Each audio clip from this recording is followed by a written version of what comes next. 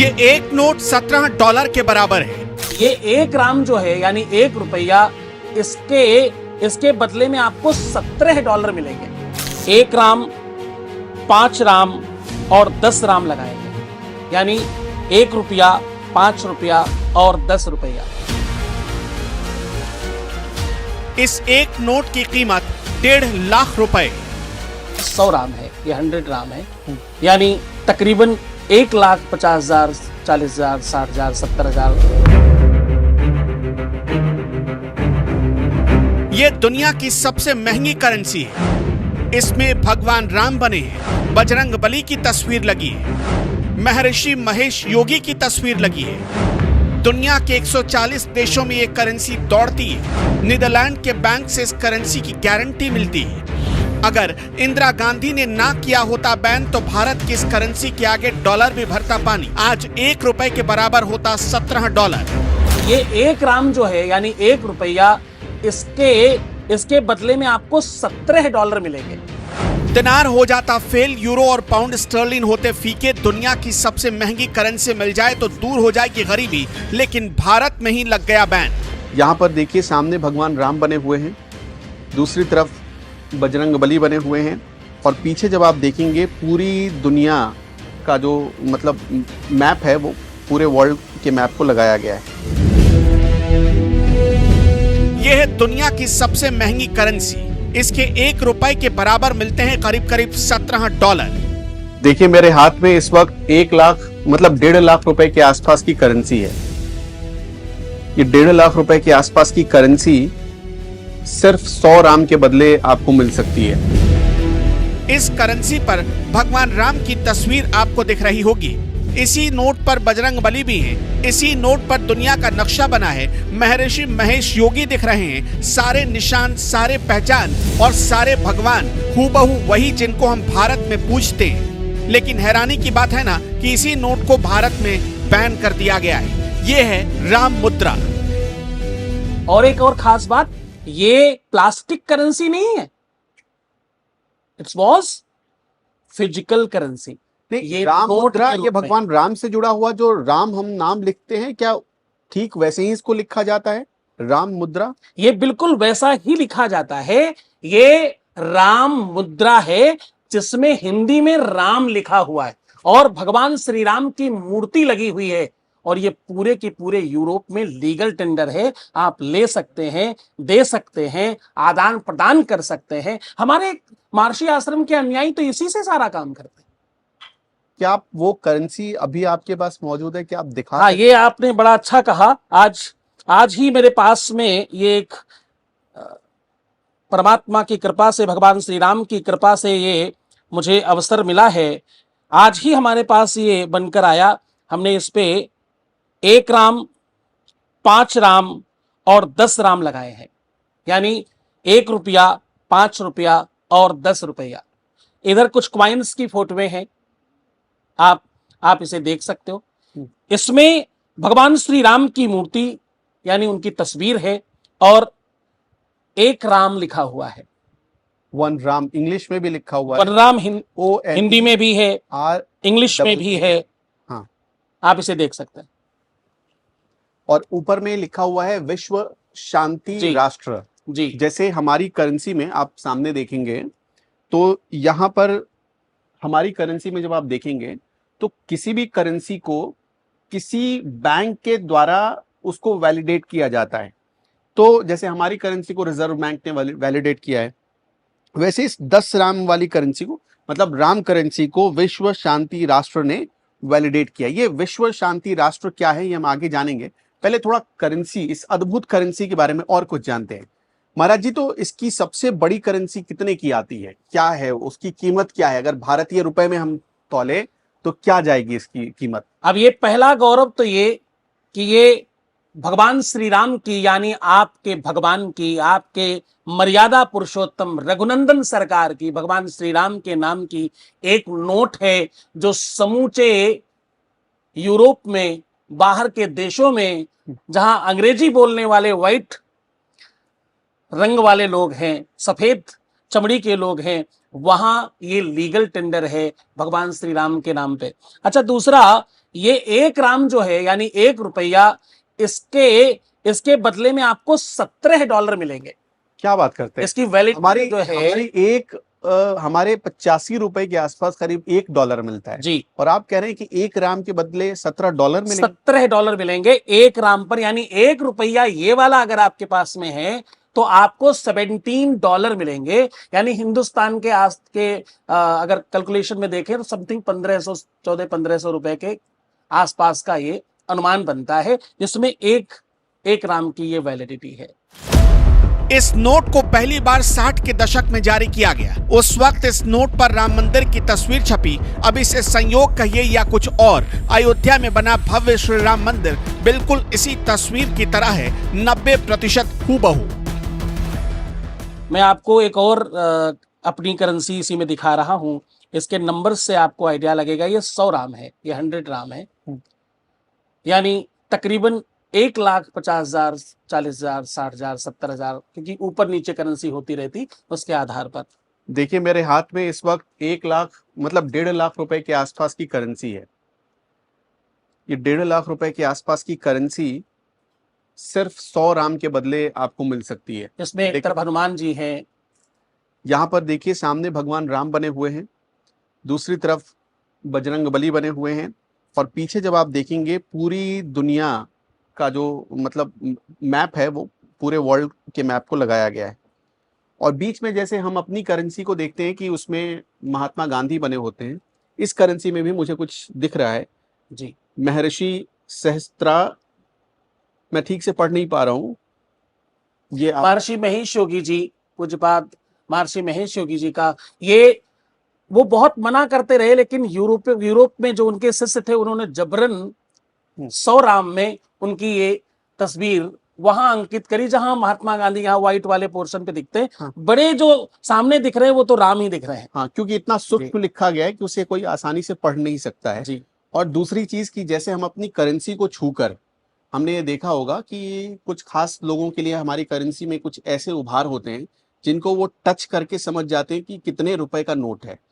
इसमें भी कुछ ऐसा ही बनाने की, इसको ऐसा ही कुछ बनाया गया। आप छूकर, यहाँ पर छूकर ये समझ सकते हैं कि कितने की करेंसी है, मतलब 100 लिखा है कि 1 लिखा है कि 10 लिखा है।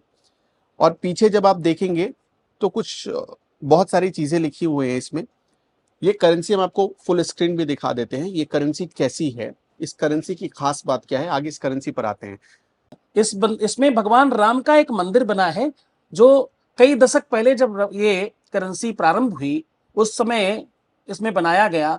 हूबहू लमसम 80% वही राम मंदिर अयोध्या में बनकर तैयार हुआ है, क्योंकि पूज्य महर्षि जी का सपना था कि ये करेंसी अयोध्या से प्रारंभ होनी चाहिए और ये अयोध्या से चलनी चाहिए, लेकिन वो सपना किन्हीं कारणों से तत्कालीन प्रधानमंत्री इंदिरा गांधी जी ने सत्य नहीं होने दिया। हम उससे बहुत आहत हैं, बहुत तकलीफ में हैं। मैंने जैसा कहा कि अब इस दशक के बाद हम सब इस लायक हुए हैं। इस देश का इतिहास क्या था कि यहाँ लोगों को अभिव्यक्ति थी अपनी बात कहने की और अपनी बात करने की, लेकिन वो अभिव्यक्ति मिली अभी इस दशक में ही है।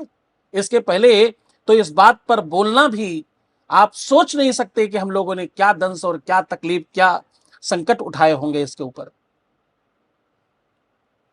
महाराज जी, अभी ये करेंसी क्या भारत में लाई जा सकती है? क्या अभी इसका इस्तेमाल भारत में हो सकता है? इसके लिए तो मुझे लगता है कि जब तक सब सनातनी नहीं जागते तब तक संभव नहीं है। यद्यपि हम लोग अपने स्तर पर बहुत प्रयास कर रहे हैं, पत्राचार इत्यादि का प्राविधान और प्रबंध हम लोगों ने प्रारंभ किया है। संपर्क करने का प्रयास किया जा रहा है कि किसी तरह से, भले ही सबके लिए सार्वजनिक ना हो, जो हमारे अपने आश्रम के अनुयायी हैं कम से कम उनके लिए ये हो जाए, ऐसा प्रबंध बनना चाहिए। पर अभी तक ऐसी व्यवस्था किन्हीं कारणों से नहीं हो पाई।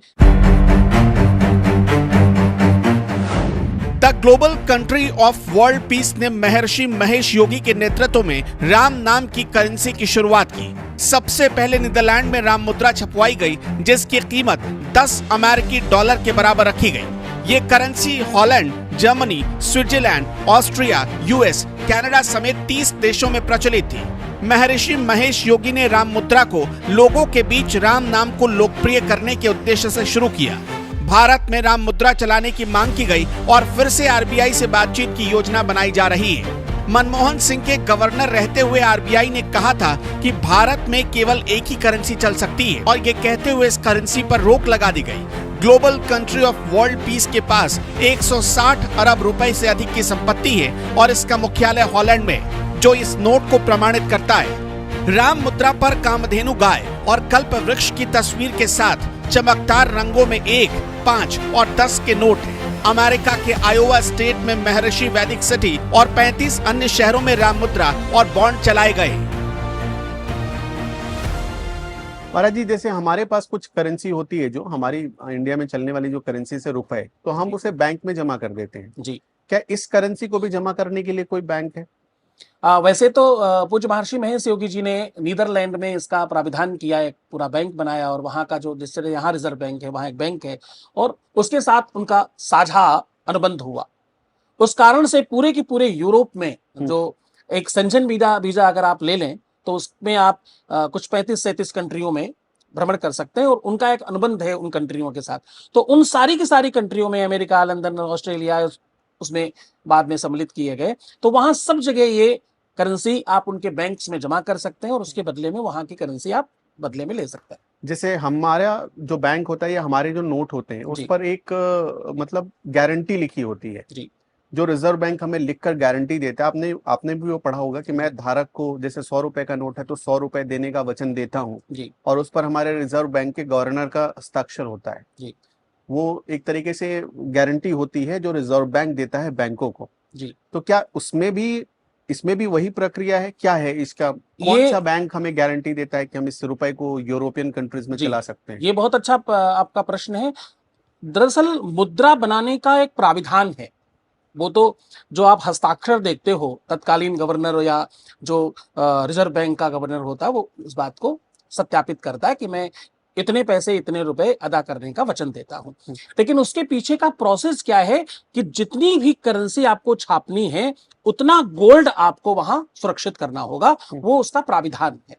और जब आप इस प्रकार की कोई व्यवस्था करते हैं तो उसका मानक है कि आप 100 गुना ज्यादा गोल्ड जमा करते हैं। तो हमने 100 टाइम ज्यादा गोल्ड नीदरलैंड में जमा किया। उसके आधार पर अनुमति लेकर के वहां से उस देश के सहयोग से साझा अनुबंध है ये। मतलब अगर आप वैसे देखें तो ये करेंसी नीदरलैंड से सत्यापित है। तो साझा अनुबंध होने के कारण उनकी करेंसी के आधार पर, उनके मानक के आधार पर इसको प्रकाशित किया गया और पूरे की पूरे यूरोप में उनके कारण से ये आगे बढ़ी। और क्योंकि तत्कालीन उस समय जितने भी राजनायक थे देश विश्व में, उनमें से 95-98% राजनायक पूज्य महर्षि महेश योगी जी के शिष्य थे, जिसमें बराक ओबामा और ये सब बहुत जितने भी उस कार्यकाल में वो 50 सालों के दशक में, 50 सालों के टाइम में जितने भी राजनायक हुए यूरोप में और बाहर की और कंट्रियों में, जो यूरोप के बाहर की भी हैं, वो सब पूज्य महर्षि जी के प्रति शिष्यवत भाव रखते थे। तो उन सब ने सहज स्वीकार किया इसको। और दंश क्या है, तकलीफ क्या है कि इस राम को मैं तो आज की सरकार और आज के इस दशक के बाद ये हिम्मत कर पाया हूं कि इस राम को यहां दिखा सकूं। अन्यथा वो 50 सालों का जो हमारा दर्द है, हमारी पीड़ा है, जिसमें हम इसको हिंदुस्तान में लाना भी देशद्रोह है। नहीं तो ये देशद्रोह कैसे है? राम करेंसी अगर यूरोप चला रहा है तो भारत क्यों नहीं चला सकता है? भारत में क्या ऐसी चीज है जो इस चीज को रोक रही है? ये तत्कालीन प्रधानमंत्री इंदिरा गांधी जी का ये मुझे लगता है कि ये दर्शन है जो हम लोगों ने तो सहन किया है, हम लोगों ने तो उसको अपने जीवन में बहुत सहा है। मैं आपसे पूछना चाहता हूं कि राम करेंसी का भविष्य कैसा देखते हैं? राम करेंसी के भविष्य में तो देखो, मैं क्या कहूं, भगवान के ऊपर कुछ बात कहना बहुत अतिशयोक्ति होगी, सूरज को दीपक दिखाने जैसी बात होगी। पर इसकी एक और बात आपको बताता हूं। जब ये करेंसी का प्रारंभ किया गया तो इसमें एक राम मंदिर बनाया गया। इस करेंसी में राम मंदिर बना जो आपने दिखाया जी, अभी मैंने आपको दिखाया। तो उसमें वो वही राम मंदिर ऑलमोस्ट बना हुआ है, बस आप ये कह लो कि काल और परिस्थिति के आधार पर थोड़ा नवीनीकरण किया गया मात्र। अपडेट, वो सॉफ्टवेयर आता ना आपकी, इस बार अपडेट होकर के आया है, तो Upgrade अपडेटेड होकर वर्जन हो सकता है राम मंदिर अभी का, लेकिन जो नोट में बना है उसमें 80-85% से ज्यादा जो आकार है उसका, वो स्वरूप जो दिखता है बाहर से, वो हूबहू वही है जो इस नोट में छपा हुआ है। सब परमात्मा करता है। अगर कोई एक पत्ता उनके बगैर हिल नहीं सकता, तो इस करेंसी में, इस नोट में, इस मुद्रा में वो मंदिर छापने का मानस आया कैसे, उन्हें सब पता था। मैं तो समझता हूँ पूज्य महर्षि महेश योगी जी को आगे सैकड़ों सालों का पता था। 90 के दशक में उन्होंने इस देश में वो सोलर की कंपनी प्रारंभ कर दी थी और बोला कि इस पे काम होना चाहिए। लोगों ने सपोर्ट नहीं किया। हमारे पास आज भी वो कंपनी है उस समय से। 90 के दशक में उन्होंने बिजली से चलने वाली कार बनाने की कंपनी स्थापित करी, यहाँ नहीं चलने दिया, और नीदरलैंड में हमने उसको चलाया और नीदरलैंड में वो यूज कर रहे हैं लोग। उन्हें आगे 100 साल की बातें मालूम थी कि हम क्या करें और कैसे करें, इसलिए राम मुद्रा में वही मंदिर बनाया, राम राज्य लिखते हुए, कि विश्व में आगे भविष्य में सब लोग देखेंगे कि अयोध्या में ऐसा राम मंदिर बनकर तैयार होगा। पूरी दुनिया के करीब 140 देश अभी इस करेंसी का आदान प्रदान कर सकते हैं, लेकिन सवाल बहुत बड़ा है कि अगर इस करेंसी को दुनिया के हर देश में चलाना है तो क्या करना होगा। भारत क्यों नहीं राम करेंसी को मानता है? इन सवालों का जवाब जानना है तो सबसे पहले आपको यह समझना होगा कि किसी भी करेंसी को मान्यता कैसे मिलती है।